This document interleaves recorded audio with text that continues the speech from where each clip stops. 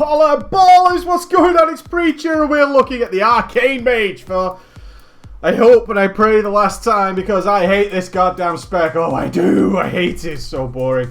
But hopefully you guys might find it enjoyable, and if that is the case, I'm going to teach you how to play it as well as possible, okay? We're going to talk about your talents, your gemming, and of course, exactly how you perform as an Arcane Mage. Let's look at your talents. In your top one for moving, you're going to want Ice Flows, okay? We have a lot of instant casts that we can abuse as an Arcane Mage, and if we do need to move, Ice Flows is really the best way to do it. It's going to give you 3 charges. Blazing Speed has its place. I tend not to see much in the way of a difference between Blazing Speed and a solid Blink. I might only need to move a little bit more in order to get into a solid position. I don't really feel the need of Blazing Speed. Therefore, with Ice Flows, I can pop an Ice Flows and I can just carry on that Arcane Blast while I finish my position. Remember, it comes with 3 charges with a 20-second recharge, so you can fire off 3 spells back to back, and you're going to have a good time with Ice Flows. Your next one is some defensive cooldown. Ice Barrier is for me, it really is. Ice Barrier, I just love it. I like popping it on a regular basis, dropping out some 90 to well over 100k in a raid absorbs, and therefore just preventing a ton of damage while everybody's dying around me. Temporal Shield has its place though, right? Temporal Shield totally has its place. As with all talents, it's whatever suits you. For example, if you stood perfectly still for the entire duration of a fight, then Presence of Mind is probably going to give you more benefit, of course, than Ice Flows if you're never having to move. Just something to bear in mind. There is no real right or wrong answer. I will guide you in whatever is supposed to be the best. Your next one is whatever the hell you want it to be. No effect on DPS or survivability unless the encounter calls for it. We've obviously seen some occasions where that Ring of Frost has come in very handy. Always nice to see the Ring of Frost coming in useful. Ice Ward and Frostjaw in the same respect. Level 60 against survivability.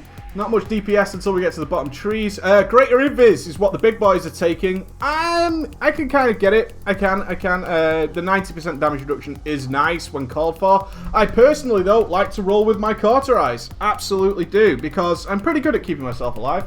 With a combination of Ice Barrier and whatnot, I'm generally not going to die to things that I know are going to happen. What I don't expect to happen is some sort of somebody next to me is fucked up, or the healing wasn't quite there when it should have been. That kind of situation that I really can't prepare for. Cauterize will come and save my ass, and of course, as soon as you Cauterize, you can drop an ice block on that some bitch, and you're going to be fine and dandy to carry on fighting.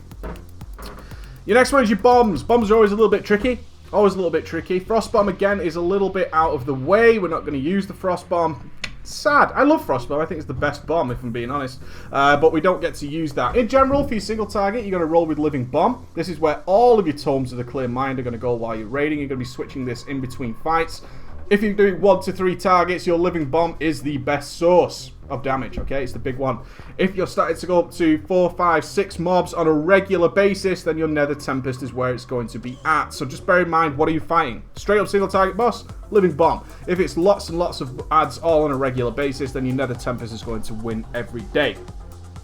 Your level 90, we would of course love to take Invocation, but unfortunately it's absolute useless crap for us as an Arcane Mage, and the Incanter's Ward is also useless crap for us as an Arcane Mage. We have to roll with Rune of Power. This is not in question, this is just the right answer. We have to have Rune of Power, which sucks. It's been improved slightly. We can move around this nice blue ring, as you can see there, but we do need to roll with Rune of Power, okay? I'm going to explain a little bit more about that shortly, due to how our class works. Checking out our glyphs. A few of these glyphs will provide some nice trickery, okay? Some nice trickery that helps us with Arcane. First and foremost is the glyph of the Mana Gem. So we get 10 charges on our Mana Gem. This is very important. And also the little known minor glyph, Glyph of Loose Mana. Your Mana Gem now restores mana over 6 seconds rather than instantly. This is also vitally important to an Arcane Mage. So these two are your big ones. These are important too. The other stuff that you can have for fun, of course, is your Glyph of Arcane Explosion, if you're going to be doing some AoE, and your Glyph of Cone of Cold, if you're going to do some AoE. Cone of Cold Glyph is an absolute metric shit ton of damage. I don't mind telling you, this thing really hurts. You can see 140k just on those targets there. When we start getting more and more targets, that thing just scales dramatically. Okay, so bear in mind, if you're going to be doing some AoE, some trash clearing, all that kind of shit, Glyph of Cone of Cold and Glyph of Arcane Explosion, just to give us a nice, big, nice purple titty that's really going to help us out there. Talk about gearing and gemming. Mastery, mastery, mastery. This class is all about the mastery. As you can see, we roll with mage armor to make sure our mastery is 3000. It's a little bit of a shame that the mages can't swap specs mid-fight without the realistic possibility of regemming. They can't do that. All three of the mage specs do involve completely different gear sets. A little bit sad, but that's the way it is. We are gemming, you're going as much mastery as humanly possible, okay? You're going pure mastery gems where you can in those yellow sockets. If you do want a good set bonus, then you're going to go with something like hit mastery or mastery intellect, something like that. But bear in mind, what are you picking up as your set bonus, alright? What is your set bonus? So if it's something like extra mastery on top, fine, all good. But just check out what your set bonuses are going to be. If there's something like 10 fucking, I don't know, 10 crit, you're not going to bother. You're not going to bother. That's not worth the drop in mastery. You're looking at something that's really going to help you out there. So bear in mind what you're going to pick up. 180 intellect, fine. I'm prepared to drop 160 mastery for 180 intellect. But in general, you want to be making sure you get as much mastery as humanly possible. In this gear right now, I am rocking a total of 10,454 mastery. This is only 488 gear. I've picked up some items along the way, but I've yet to include them in the gear. We got a couple of gloves and braces and whatnot. Not really that important. How do we play? Okay, what is our mastery? I think that's more important. What is our mastery and why is it so important? Our mastery increases all spell damage done by up to 50%. It's a lot. Based on the amount of mana the mage has unspent. Yeah, it's about our mana. We need to control our mana, which means while we're DPSing, no matter what we're doing, we need to keep somewhere between 80 and 100% mana. What we don't want to do is hit 100%. What we don't want to do is drop below 80%, okay? Because that's when it's really going to start taking its toll. I'm going to show you this now. You want to be in your rune of power 100% of the time, wherever possible. If you have to move, try and plan where you're going to move to. And then, of course, try and blink your ass to it, okay? Think about it, okay? Try and keep in your rune of power as much as possible. Try and plan your movement. Being inside rune of power is very, very important. I might let it slide off during this demonstration, but bear in mind you should be in that 100% of the time. Your next thing, you want to keep your bomb up as close to 100% as possible. As you have this extra spell damage due to your high mana, your bombs as an arcane mage are dramatically more powerful than frost or fire. They are truly a huge source of damage. Alright, they do an absolute shit ton of damage because they're so much more powerful due to your mastery. So you need to bear in mind that throughout your normal single target or whatever, you need to be keeping that bomb up 100% of the time. It's very, very important, alright guys? So when we're single targeting, what we want to do is build our arcane charges, but all we care about is our mana. So we're going to get up to 4 charges. Now these arcane missiles procs, you're not going to use until you're at the 4 stacks. Obviously, your Arcane Blast becomes more expensive the higher your stacks are, okay? They become much more expensive. So, as you can see, when we're at 4 stacks, it's very expensive. I'll cast that for you again. This 4-stack Arcane Charge, Arcane Blast is super expensive. So, if you start spamming Arcane Blast at 4 stacks, you are very quickly well out of your 80% mana range and you're in a lot of trouble. What we do to counter this is we save our Arcane Missiles procs for while we're at number 4, and then we cast Arcane Missiles there. Now what's actually happening is we're refreshing the stack, and our mana is constantly regenerating during this period. Alright? Constantly regenerating during this period. A little trick there is to refresh your bomb while at 4 stacks, because more often than not, that is actually going to proc your Arcane Missiles. If we don't have any Arcane Missiles procs, and we're at 4 stacks, we're just going to dump it with Arcane Barrage, and then we're going to start the whole process again. Now, the trick to playing Arcane as single target is to keep below 100% and in between 80% and 100%, alright? That is the game. That is what we're trying to play. The good, solid Arcane Mages are going to be deciding when it is worth dumping and when it is not worth. Can I squeeze in the extra Arcane Blast without it hurting my DPS too much, okay? This is the decision process you're going to have to make.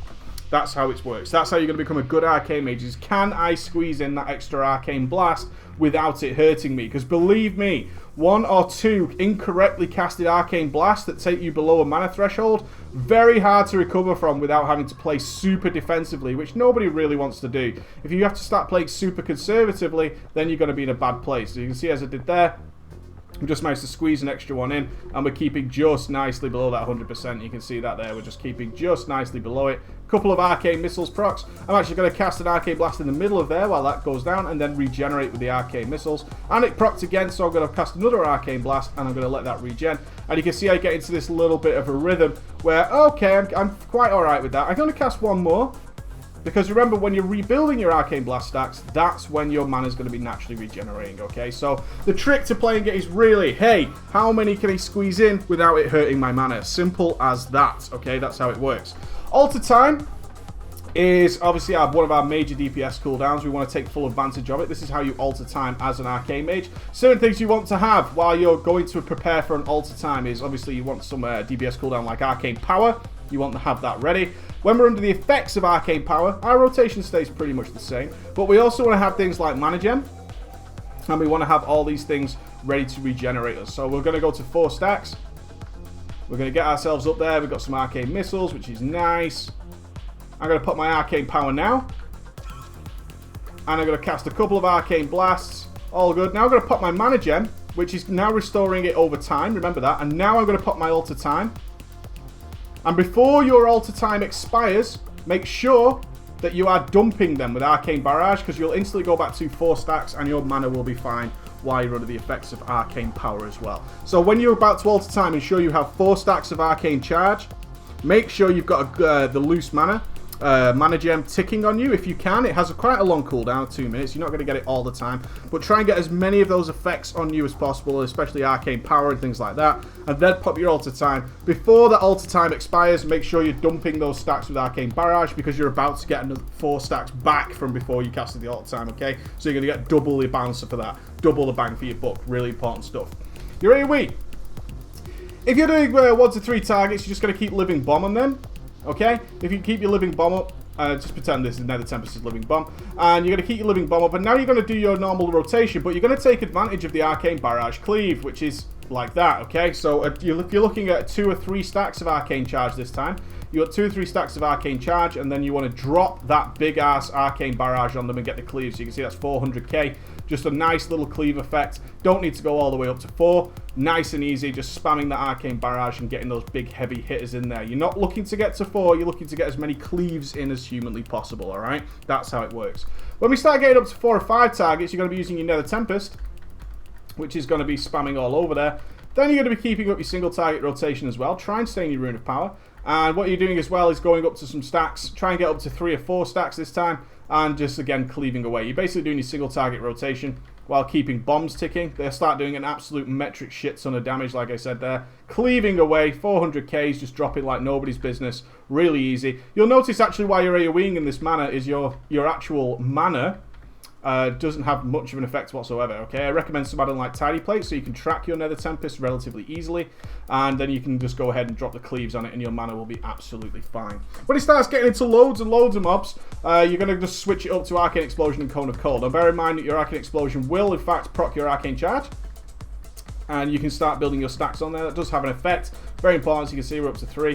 And then you're just going to be doing your Arcane Explosion. Make sure you try and get a Rune of Power down in the middle of it. It's always pretty important to do that, okay? He's trying to keep inside the Rune of Power. It's a pain in the ass, I know. It's a huge pain in the ass because the tanks move the mobs around and you just think, well, you just keep the fucking mobs there. Because I'm trying to Arcane Explosion here. I remember to slip in your Cone of Cold there, which will start doing absolute tons and tons of damage as well. So that's how your AoE goes. Once you start getting to 5 or 6 mobs, forget about your bombs. Not necessary anymore. It's all about just getting those big, heavy, hitting arcane spells in there. When it goes back down to 5 mobs and they're going to live for a little while, throw out some bombs on top of that and then go back to doing some cleave damage with your Arcane Barrage. That is how it works. I'm going to show you this in some gameplay and show you how this works in a raid. I hope you enjoy.